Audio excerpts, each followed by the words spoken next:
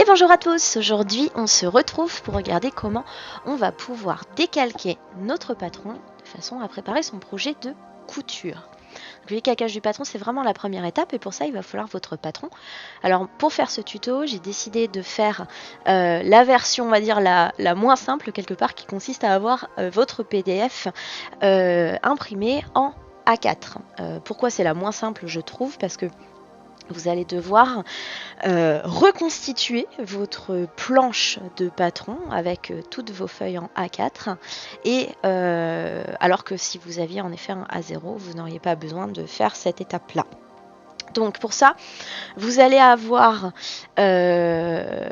comme aide, en général dans la plupart des patrons, un document qui vous permet de savoir en fait dans quel ordre mettre les feuilles et qui va vous permettre de les mettre dans le bon ordre. Donc voilà pour ça, donc vous avez évidemment votre patron qui a été imprimé, qui va être votre base de travail pour toute la session.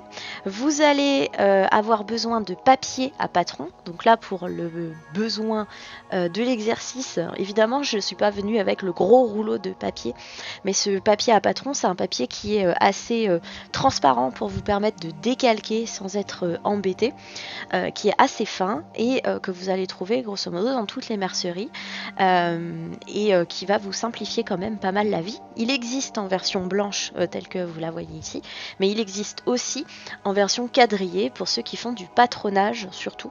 Donc voilà, n'hésitez pas. Vous pouvez le trouver en grand rouleau par 1,50 m de large pour décalquer les grandes pièces. Ensuite, vous allez avoir besoin de ciseaux à papier, et bien à papier, hein. Laissez vos ciseaux à tissu loin de là, de scotch pour coller les différentes pages de votre patron A4.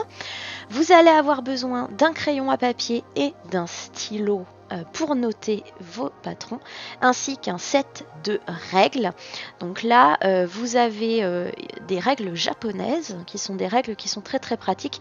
Ce sont des règles qui sont transparentes et vous voyez, vous avez sur ces règles-là des marquages en longueur et en largeur qui sont tous les 5 mm et qui vont vous permettre, notamment par exemple si vous avez à rajouter des marges de couture, qui vont vous permettre de voir à travers les lignes de votre patron. Donc c'est très très pratique. Vous avez cette règle qui existe comme ça en version droite, et puis vous avez des règles qui sont des règles perroquets ou des pistolets, qui sont les règles qui sont incurvées et qui sont très bien faites parce qu'en fait l'incurvation de ces règles vous permet d'aller décalquer les courbes de vos patrons avec un minimum d'effort et un minimum de manipulation. Par contre, pas de panique, hein, si vous n'avez pas de règle japonaise, une règle droite conviendra très bien, et ensuite pour les courbes, vous pourrez les faire soit à la main, soit en bidouillant un peu avec votre règle droite. Ce sera moins précis, certes, mais ça fonctionne aussi. Voilà pour le matériel. Donc on va commencer avec le collage de nos différentes feuilles. C'est vraiment la partie un petit peu casse-pied sur les patrons en format A4. Vous allez devoir en fait remettre les feuilles les unes contre les autres. Donc là par exemple vous avez la page A1 et la page A2. Ces feuilles-là en fait on va aller les faire matcher l'une contre l'autre de façon à reconstituer nos pièces. Et là, la précision que vous allez mettre sur cette opération, elle est ultra importante parce que c'est cette précision-là qui va faire que votre pièce va être à la bonne taille et de la bonne forme. Si vous n'êtes pas assez précis quand vous rejoignez par exemple à ce niveau-là les deux parties de votre patron, vous risquez d'avoir une pièce qui finalement ne va pas faire la bonne taille ou la bonne forme. Donc, vous allez pouvoir découper les feuilles pour les faire matcher. Vous allez pouvoir les faire se superposer quelquefois. Ce qui compte, c'est réellement que vos pages soient très bien ajustées l'une sur l'autre, quelle que soit la méthode que vous choisissez, de façon à ce que vous n'ayez pas de trous en fait dans votre patron. Alors suivez bien les indications qui sont données par les créateurs, les créatrices à ce moment-là, parce que eux vous disent si vous devez découper, si vous ne devez pas découper, etc., etc. Et une fois que vous êtes sûr d'avoir bien mis en face les deux parties du patron, là vous allez pouvoir du coup scotcher vos deux feuilles de façon à commencer à reconstituer en fait le puzzle que constitue votre patron. Donc là voilà, je mets 2 morceaux de scotch. Alors en général, je mets ces 2 morceaux de scotch là et je mets un 3e morceau de scotch mais de l'autre côté, de façon à ce que mon patron ne se plie pas si jamais. Et vous allez faire la même chose avec toutes les pages. Donc là, si vous regardez, vous avez A1, A2, A3, A4, A5, et vous allez avoir B1, B2, B3, B4, B5, etc., etc. Sur le patron du short Gabin d'Apolline Pattern, on a 25 pages, donc vous allez avoir grosso modo 5 rangées de 5. Quelquefois, vous avez des feuilles A4 qui vont finir juste à 2 à la fin. Voilà, donc vraiment suivez ce qui vous est proposé par le créateur. Donc là voilà, vous avez votre patron et donc vous voyez que vous avez alors un début de pièce étant donné que je n'ai pas mis la totalité de la planche. Et pour commencer, vous allez choisir votre taille. Cette taille-là, donc vous la suivez par rapport au patron et vous allez décider quelle est la taille que vous allez décalquer. Et vous avez en fait des différents pointillés. Alors là, moi j'ai de la chance parce qu'en plus il y a des couleurs. Mais vous allez décider quelle est la taille que vous allez décalquer. Vous allez regarder quel type de pointillé c'est, quelle couleur c'est. Et c'est vraiment cette taille que vous allez décalquer. D'accord ? Faites vraiment attention à ne pas vous décaler. Parce que si vous vous décalez, évidemment, vous allez avoir un problème au moment du montage. Quelquefois, vous allez avoir à faire des raccords entre deux tailles. Si jamais c'est le cas, ça on verra dans une autre vidéo comment le faire. Mais ce qui est important, déjà, c'est d'identifier cette taille-là. Et si vous avez un doute, ensuite, vous pouvez même aller passer un coup de stabilo sur la taille que vous voulez décalquer, de façon à vraiment vous assurer, une fois que vous allez faire le décalcage, que vous n'avez pas de problème. Donc voilà un petit peu comment choisir quelle ligne suivre. Et puis ensuite, vous allez faire attention parce que vous avez souvent sur la même planche de patron différentes versions. Donc là, il va falloir que vous fassiez attention à ce que ces versions-là, à ce que vous choisissiez en fait la bonne version par rapport à ce que vous voulez faire. Donc vous allez positionner votre papier à patron sur le patron. Voilà, et donc là vous voyez en transparence ce que vous allez décalquer. Alors moi je fais un peu du Tetris sur mon papier à patron. Et puis vous allez prendre votre règle et vous allez avec votre règle et votre crayon à papier décalquer les différentes lignes. Alors là vous avez soit des lignes qui sont droites, vous avez des lignes courbes. Donc ce que vous allez faire, c'est que vous allez choisir évidemment quel type de règle utiliser pour quel type de ligne. Donc là par exemple, sur le haut, en posant ma règle, je vois que c'est un petit peu courbe. Donc en fait, au lieu de partir sur la ligne du haut avec ma règle droite, je vais plutôt faire la ligne qui est réellement droite sur le côté en sélectionnant ma taille. Et puis pour le haut, eh bien, je vais par exemple utiliser une autre règle qui va me permettre d'être plus précise. Ou si j'ai pas de règle perroquet ou pistolet, je peux y aller voilà comme ça à la main, en y allant un petit peu doucement pour être assez précise et pour avoir un patron qui soit le plus fidèle possible. Donc là, attention à vraiment bien sélectionner les lignes que vous allez décalquer, à bien regarder les différentes informations qui vous sont données.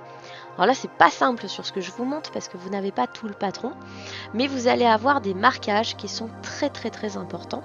Donc vous avez sur votre patron différentes typologies d'instructions qui vous sont données, mais vous allez voir par exemple là dans ce que je vous montre que vous avez un premier jeu de lignes qui sont pour un certain type de pantalon, un deuxième jeu de ligne pour un autre type de pantalon, et vous allez voir au-dessus que ce qui est écrit c'est longueur de pantalon. Donc si vous voulez par exemple ici dans ce cas-là faire le short, bien évidemment que cette partie-là vous ne la décalquerez pas.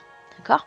Mais regardez bien, parce qu'évidemment, si vous décalquez le pantalon pour vous faire un short, vous risquez d'avoir un problème. Voilà. Je vais essayer de vous montrer un petit peu les différentes choses que vous pouvez avoir sur un patron. Donc par exemple, sur certaines pièces, la plupart d'ailleurs, vous allez avoir cette double flèche-là qui représente le droit fil.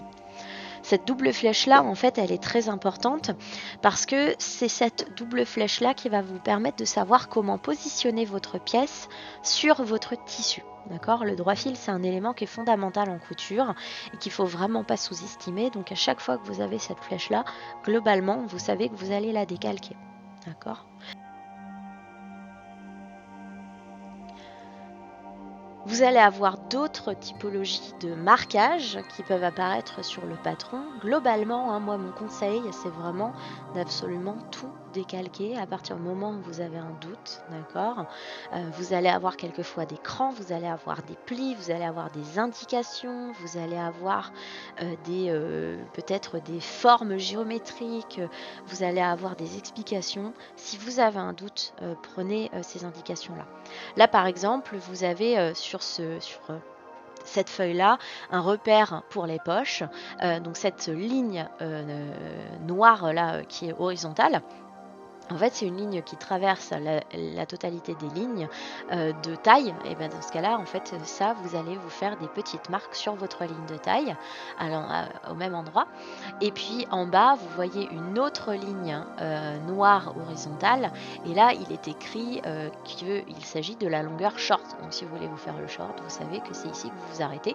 Les lignes du dessous étant des lignes qui sont pour le pantalon. Donc choisissez bien, là par exemple, quelle ligne vous allez suivre, étant donné que si vous suivez les lignes de pantalon et que vous arrêtez au niveau du short, vous allez avoir un souci. Si vous faites un short, à la limite, si vous avez un doute, partez de cette partie-là où on vous dit que c'est un short, histoire de ne pas vous faire avoir. Donc ça, c'est par exemple, c'est un exemple en fait du type de repère que vous pouvez avoir et sur lequel il ne faut pas se faire attraper, sinon vous risquez d'avoir des problèmes au montage et ce serait quand même super dommage. Je vais essayer de vous trouver d'autres exemples que vous pouvez trouver. Donc globalement, vous allez avoir quelquefois, par exemple comme ici, des lignes qui vont partir un petit peu dans les différents sens. Alors là, c'est pareil, si vous avez fixé toutes vos pages les unes contre les autres, vous avez sûrement par la suite un repère qui vous dit quelle ligne suivre. Si vous n'avez pas de repère, ça veut dire que vous devez suivre toutes ces lignes et les décalquer toutes en même temps. Alors quand je dis toutes, c'est celles qui correspondent à votre taille, bien évidemment. Vous choisissez bien quelle taille vous voulez. Mais l'idée, c'est réellement que vous n'oubliez pas, en tous les cas, de lignes. Et c'est aussi pour ça que vous le faites au crayon de papier d'ailleurs, c'est que ça vous permet, si jamais, d'effacer. Et donc là, c'est ce que je vous disais, vous avez ici, en fait, les différents repères qui vous montrent que vous avez pour certaines de ces lignes-là un arrêt qui se fait pour la longueur short. Donc là, typiquement, vous n'allez pas suivre la même ligne si vous faites un short ou si vous faites un pantalon. Donc c'est aussi pour ça que là, c'est important aussi d'avoir vraiment toutes les pages mises les unes contre les autres pour pouvoir partir de ce genre de repères et vous assurer que vous prenez bien les bonnes lignes à décalquer et que vous n'êtes pas en train de décalquer quelque chose d'autre. Sur ce patron là, ce qui est très bien, c'est que vous avez quand même les tailles qui sont remises quasiment partout, donc c'est plutôt chouette. Vous avez d'autres types d'éléments qui sont très importants. Si par exemple vous avez décalqué la rectangle, vous avez la lettre F, et vous avez le nom de la créatrice Apolline Paterne, le nom du patron, le short Gabin, le nom de la pièce, la poche paysanne, la propreté, et le x4 qui vous dit que vous allez devoir le couper 4 fois dans votre tissu. Ça, moi, je vous conseille vraiment de recopier ces informations au stylo sur votre patron. Pourquoi ? Parce que ces patrons-là que vous décalquez, potentiellement, vous allez les réutiliser, vous allez les stocker, vous allez vouloir les garder. Si vous avez un papier, par exemple comme celui-ci que j'ai retrouvé au fond de mon placard, qui réapparaît un jour, vous voulez savoir. Là, je sais par exemple que c'est le manteau Les Gentlemen en taille XXL, que c'est la parmenture ourlée dos, et que je dois le couper une fois au pli, une fois dans mon thermocollant. J'ai mon droit fil, j'ai la marque qui me dit de quel côté je vais aller couper au pli, et j'ai même une indication de l'autre côté de ce que c'est, de quel côté doit aller avec cette partie-là. Donc vraiment, moi, je vous conseille de vraiment bien décalquer tout ça, de façon à pouvoir réutiliser aussi vos pièces, à pouvoir les ranger si jamais vous les retrouvez dans un endroit totalement incongru. Vous gagnerez du temps pour la suite, vous vous éviterez des questions, vous vous éviterez des interrogations interminables, et donc c'est quand même quelque chose d'important. Voilà globalement ce que j'avais à vous dire pour cette partie-là de décalcage de patron. C'est une activité qu'on apprend à apprécier au fur et à mesure. Au début, ça paraît un petit peu compliqué, mais croyez-moi, au bout d'un moment, vous allez y trouver aussi de l'intérêt, étant donné que vous allez commencer à voir un petit peu comment vous pouvez monter, par exemple, votre vêtement. Donc, n'hésitez pas. Et puis, si vous avez des questions, dans tous les cas, vous savez où me trouver, que ce soit sur Instagram, sur Discord, sur Twitch, ou même dans les commentaires de cette vidéo. Moi, je vous laisse là-dessus décalquer vos patrons, et je vous dis à très bientôt pour d'autres sessions couture. À très bientôt!